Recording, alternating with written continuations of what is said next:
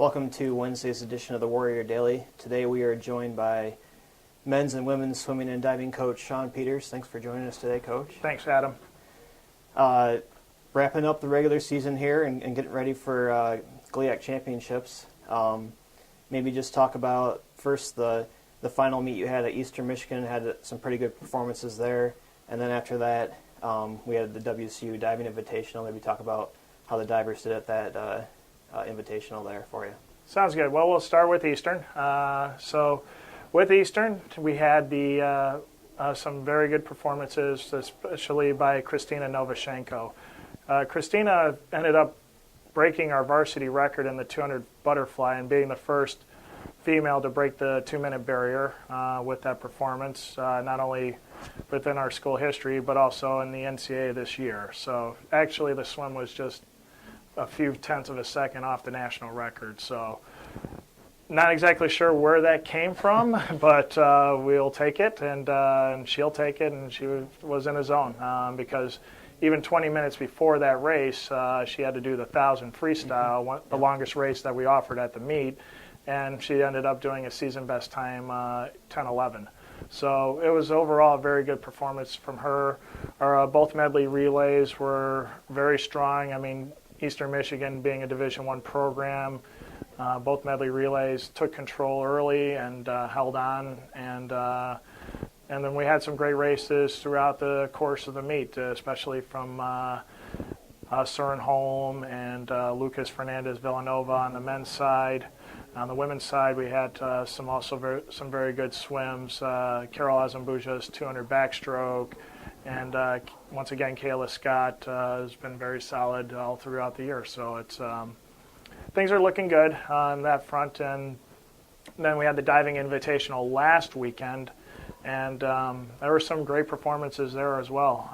Certainly Dylan and Paige and Elizabeth Rawlings all look very, very good at this point of the season. Kevin White seems to be once again making a name for himself and maybe making a run at trying to be an All-American again. And one person that really stood out in my mind was Alex Geddes McCreary. On one of her dives, she ended up failing and landing in a most unfortunate position like this, and certainly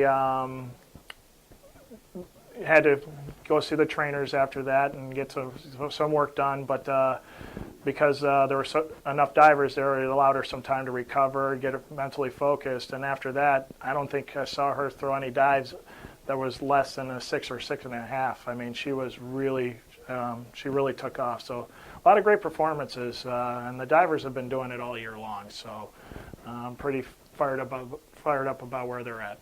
Yeah, we have 8 divers that have already exceeded NCAA qualifying standards. Next week, GLIAC Championships in Geneva, Ohio.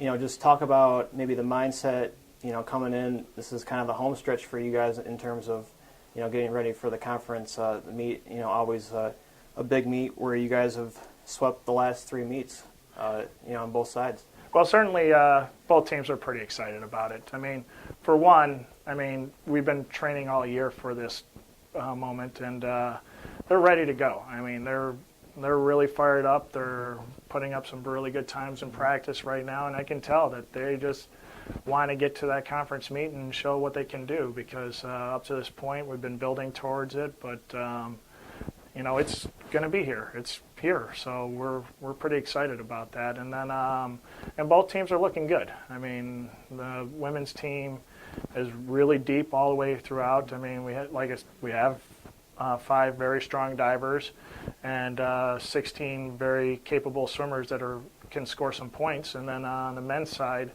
3 very strong divers and 17 capable swimmers that can score points. And so it's going to be a lot of fun, and I'm certainly looking forward to being at Geneva, which is where the national site is. Yep. And it's going to be a new format. We're actually doing, for the first time ever, the actual national format of a 4-day format, and so it's going to be really interesting to see how we respond to it, how their teams respond to it, what teams really do with their lineups, but overall, I think this is going to be really beneficial for the student athletes getting multiple opportunities to go after national cuts.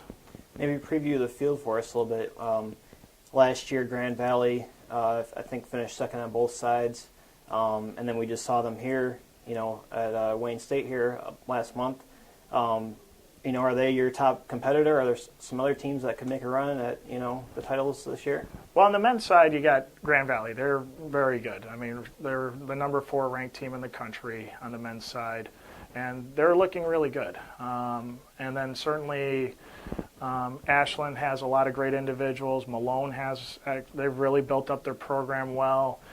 Lake Erie always has a few guys that are going to be up at the top of the heap. So it's looking like, everybody has a lot of talent, but certainly Grand Valley has a great talent in depth.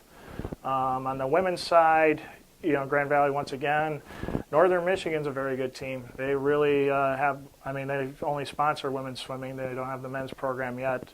But certainly they have a lot of good girls on that program, and same thing all the way through. Ashland's very good. Hillsdale has some good girls. So it's overall, both meets are going to be very exciting, and some of the top swimmers in the country on both sides are going to be there, and same with the divers. So it's going to be a nice little national preview. Well, great, Coach. Thanks for joining us, and we're certainly looking forward to seeing the results from this weekend. Well, thanks, Adam, and I appreciate the opportunity, and go Warriors. And follow along WSUathletics.com for all the results from this week's GLIAC Championships.